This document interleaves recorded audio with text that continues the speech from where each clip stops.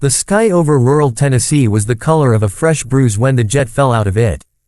Jake Harlan was on the county road in his rattling, '98 Ford pickup, Mia asleep in the car seat behind him, her little unicorn backpack wedged against the window. He'd just picked her up from preschool, another half-day he'd begged off work to cover because the sitter had the flu. Money was tight, the garage was slow, and the stack of overdue notices on the kitchen counter grew taller every week. But right then, none of that mattered. His daughter was humming in her sleep, and the radio was playing something old and sweet. Then the world exploded. A private jet, sleek and silver, screamed overhead so low Jake felt the heat of its engines. One wing clipped the ridge of Lookout Mountain, and the plane cartwheeled across the sky like a wounded bird before slamming into the pine forest half a mile from the road. The impact shook the truck so hard Mia's unicorn hit the floorboard. Fire bloomed instantly, orange, violent, hungry. Jake's foot was on the brake before his brain caught up. He killed the engine, heart jackhammering against his ribs. "Daddy." Mia's voice was tiny, terrified. "Stay right here, baby. Lock the doors. Daddy's gonna help somebody, okay? You be brave for 2 minutes." He didn't wait for an answer. He was already running. The heat hit him first, a wall of it, thick with jet fuel and burning plastic. The fuselage had cracked open like an egg, and flames licked out of the windows. Jake's boots crunched on shattered carbon fiber. He could hear a woman screaming inside, raw, animal panic. He didn't think about being a hero. He thought about his wife, Carrie, 2 years in the ground from an aneurysm nobody saw coming. He thought about how fast everything you love can disappear. And he ran straight into the fire. The cabin was an inferno. Seats melted. Overhead bins hung open like broken jaws. A man in a pilot's uniform was slumped over the controls, already gone. In the back, a woman in a torn navy blazer was fighting with her seatbelt, blood streaming from a gash on her forehead. She looked up at him with wild, dark eyes. "Help me," she rasped. "Please." Jake grabbed a fire extinguisher off the wall, sprayed a path, and reached her.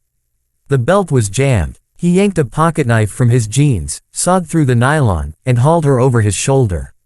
She weighed almost nothing. The flames were climbing his sleeves by the time he kicked the emergency door open and stumbled out into the cold November air. They collapsed 20 yards from the wreck. Jake rolled her onto the grass, beating out the fire on his flannel shirt. Behind them, the jet gave a dying groan and exploded, sending a fireball 50 feet into the sky. Shrapnel rained down like burning snow. The woman coughed, choking on smoke. "My legs, I can't feel." Jake looked. Her right ankle was turned wrong, bone pressing against skin.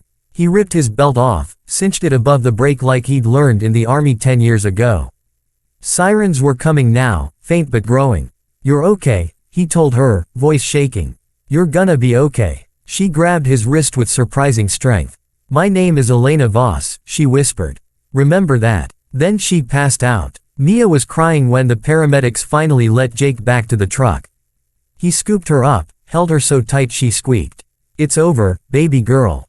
It's over." But it wasn't. 2 days later, Jake was elbow deep in a transmission at Harlan & Son Auto Repair. The & Son part a painful joke since his dad died of a heart attack 4 years back, when a black SUV with tinted windows rolled into the gravel lot.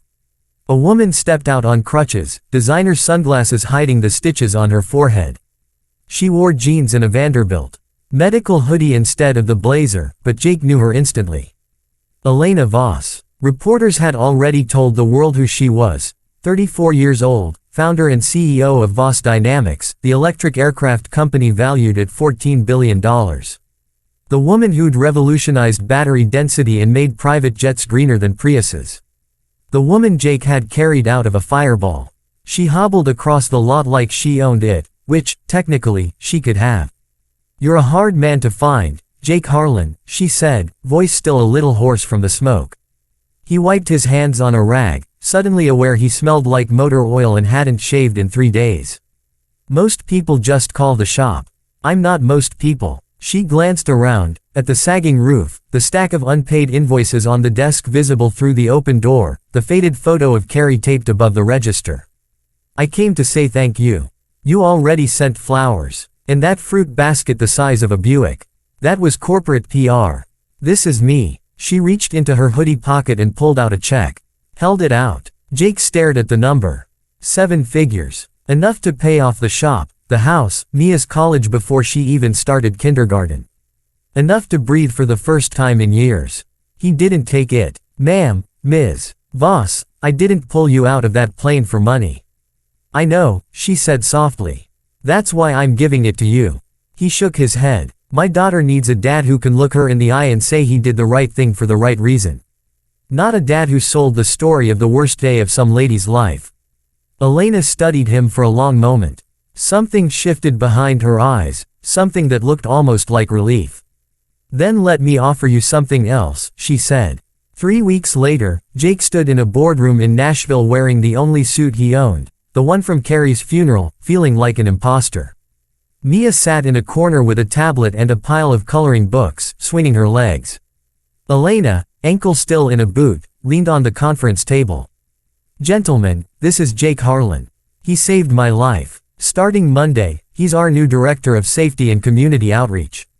Salary $350,000, full benefits, relocation package if he wants it. Any objections? The room was silent. Nobody argues with a woman who just survived a plane crash and walked back into the office like it never happened. Jake found his voice. I don't know anything about corporate anything. You know how to keep people alive, Elena said. That's more than most of these guys combined. He looked at Mia. She grinned and held up a drawing. A stick figure daddy carrying a stick figure lady out of a flaming airplane, both of them smiling like it was Disneyland. He took the job. The first 6 months were brutal. Jake's Tennessee drawl and grease under his fingernails didn't play well in glass offices. Executives rolled their eyes when he talked about real-world testing instead of simulations. He clashed with engineers who'd never changed their own oil, let alone held a dying pilot's hand. He worked 18-hour days learning FAA regulations, public speaking, how to wear a tie without feeling strangled. He missed bedtime stories. He missed Mia's first loose tooth because he was in DC testifying about battery fire suppression. Some nights he sat in a hotel room and cried like a baby because the little girl who used to fall asleep on his chest now asked the nanny to read her books. But slowly, things changed. Jake rewrote the emergency evacuation protocols based on what actually happened that day in the woods, no theory, just truth. He insisted flight crews train with real fire, real smoke, real fear. He started a program bringing at-risk kids from Chattanooga to tour the factory, letting them sit in cockpits, because he remembered being 12 and thinking the world had no place for boys like him. Elena watched it all from her corner office, quiet and fierce.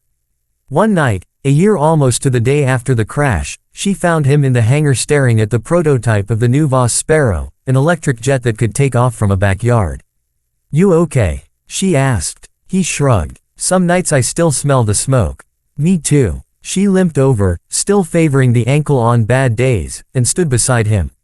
I read your quarterly report. You've cut projected fire-related incidents by 78%. Numbers, he said. I care about people. I know. She hesitated. Jake, I have a confession. He raised an eyebrow. I didn't hire you because you saved my life. I mean, that's why I noticed you. But I hired you because the second you carried me out of that plane, you looked back to make sure no one else was inside. You were on fire yourself, and you still looked back. I've spent 10 years building things that fly, and I forgot why they matter. You reminded me. He swallowed hard. She continued, voice soft.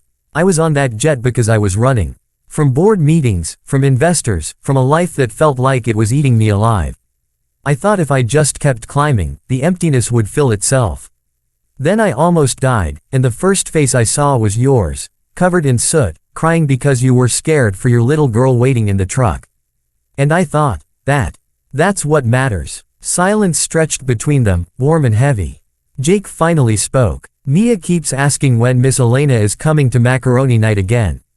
Elena laughed, eyes shining. I've been waiting for an invitation. You've got one. Every Friday till forever. She reached out, touched the scar on his forearm where the fire had kissed him deepest. Thank you for giving me a second chance to be human. Thank you for giving me a first chance to be more than a guy just trying to keep the lights on. 2 years later, a small ceremony on the anniversary of the crash. They dedicated a playground at the elementary school in Sequatchie County, built with Voss Dynamics money, designed by Jake and Mia.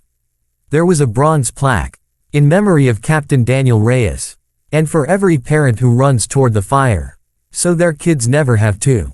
Elena stood beside Jake, no longer on crutches. Mia, now 7, held both their hands. A reporter asked Elena why a billionaire CEO spent her weekends in overalls, planting trees in Tennessee. She looked at Jake, then at Mia, who was missing both front teeth and grinning like the sun. Because, Elena said, somebody once carried me out of the dark. Turns out the best way to say thank you is to build a little more light. Jake squeezed her hand. Mia tugged them both toward the slide. Later, when the cameras were gone and the three of them sat on a picnic blanket eating popsicles, Mia looked up at the sky, clear and endless, and asked, "Daddy, do you think heaven has airplanes?" Jake kissed the top of her head. "If it does, baby, they're electric. And they never crash." Elena met his eyes over their daughter's curls. Some rescues, Jake realized, don't end when you walk away from the flames. Some rescues are just getting started. And sometimes, the person you pull from the fire ends up being the one who teaches you how to fly.